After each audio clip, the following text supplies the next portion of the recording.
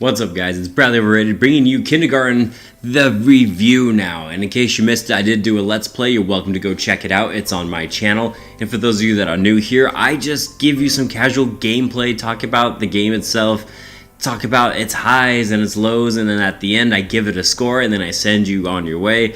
It is fast, efficient, and easy. And I just want to say that I really enjoyed this game. Let's do this. So the goal of kindergarten is quite simple. You play as a kindergartner and your goal and objective is to solve essentially little mini mysteries and complete each character's story. Now there are a bunch of characters that you will see when you enter the world of kindergarten. You have the teacher, you have other classmates, and each one of them has a little sort of quest for you to try to complete. And if you complete that quest, you get a very special item. Those special items can be used to finish the game, so to speak. It's a really cool concept that you'll have to kind of wrap your head around, because every single day is always a Monday. You never go to Tuesday, Wednesday, Thursday, or Friday. After you finish the day, you jump right back into Monday. But if you get the special items, you get to keep them. It's a little bit strange, but in this particular case, it works really well, and I actually enjoyed this concept.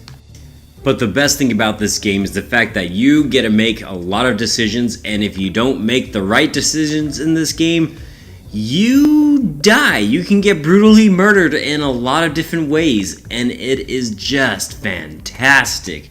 I mean, look at this. A janitor is beating me senselessly with a mop. I mean, what more do you want? It is great, and all of the deaths that you occur in the game is what really makes the game. You don't really think that you play a game that's called Kindergarten and go into it thinking, oh, allow me to just have a fun time as a kindergartner. No, this is a game about survival, okay? And if you make the wrong choices, you pay with your life.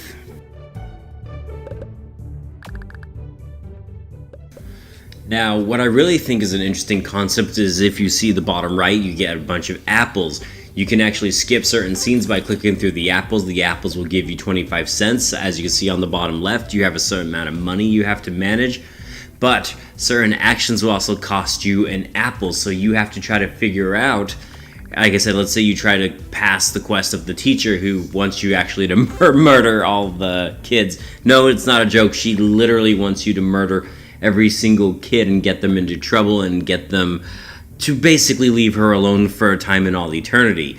So let's say you're trying to do this quest. You have to carefully manage your apples and carefully manage your money and carefully manage the items that you see right there at the bottom of the screen in order to accomplish these tasks. Failure to do so, like I said, can get you killed, or it can get you to fail that quest. And it's just really fun because this game is just a puzzle game, basically, of where you're trying to figure out, like, okay, so how do I murder the kids? Or how do I murder the teacher? Can I murder the janitor? Can I murder the principal? Can I murder just anybody? Can I not murder people? That's the appeal of this game, is you try to figure out how to A, survive, and B, make other people survive a lot less. And no quest for murder or not murder or survival could be complete without excellent character development, and I actually would have to commend this game because the best thing about this game is every single character has a very well-defined personality.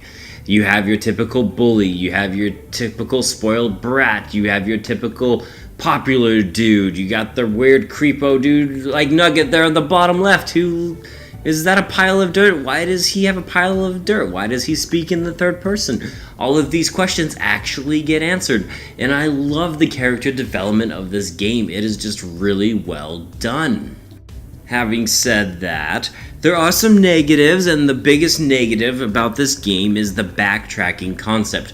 As I mentioned earlier, you play Monday every single time, no matter what. So even if you complete a quest, it doesn't jump to Tuesday. It allows you to repeat Monday, but then you have a special item that you can choose to use. It's an awesome concept, but there's one big problem with it, is let's say you jump back into Monday, you start once again at the school playground or in front of the school or whatever.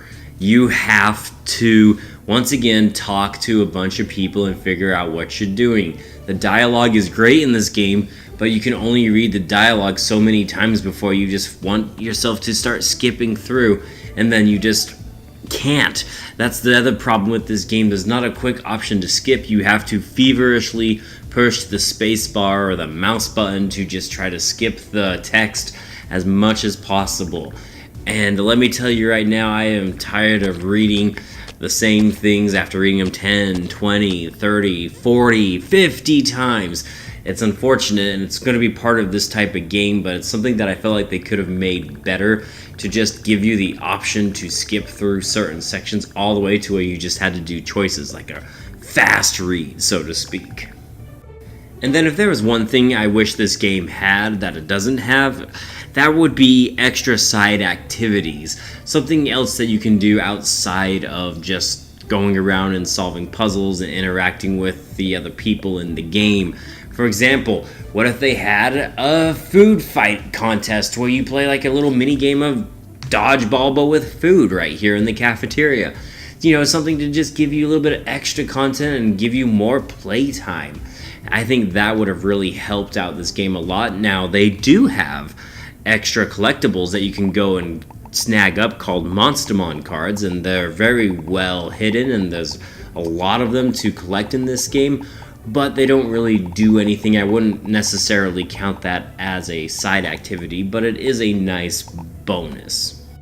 And that is everything I wish to discuss about this game. I think you get the general idea, so let's go ahead now and give this game a letter grade. And for those of you that are new here, I do the letter grades because I really like school apparently, as I play a game called Kindergarten. A being the best, F being the worst, and I loved Kindergarten. I really did. I thought this game was just a lot of fun. I couldn't help but smile the entire time I played it, trying to solve all of these puzzles. It was just a great time. There are some setbacks though, but overall, this game is super solid. So I'm giving it a B+. And it gets the B+ because, like I said, it's just a lot of fun, and it's really fun to watch your child get murdered and to watch other people get murdered. And I think I have something sadistic about that because these are children. But I think it's all in good fun, and I found it very humorous, and I enjoyed this game from head to toe, and I highly recommend you play it. Well, that wraps it up for me, guys. Thank you so much for your time. Really, I always do appreciate it. And if you really enjoyed this video, maybe you push that like button, maybe you pelvic thrust that subscribe button, and I will see you guys on the next Overrated video. I am Bradley Overrated, out like a trout, and for the love of anything, don't piss off the janitor at your school. He will come for you. He will. Yikes.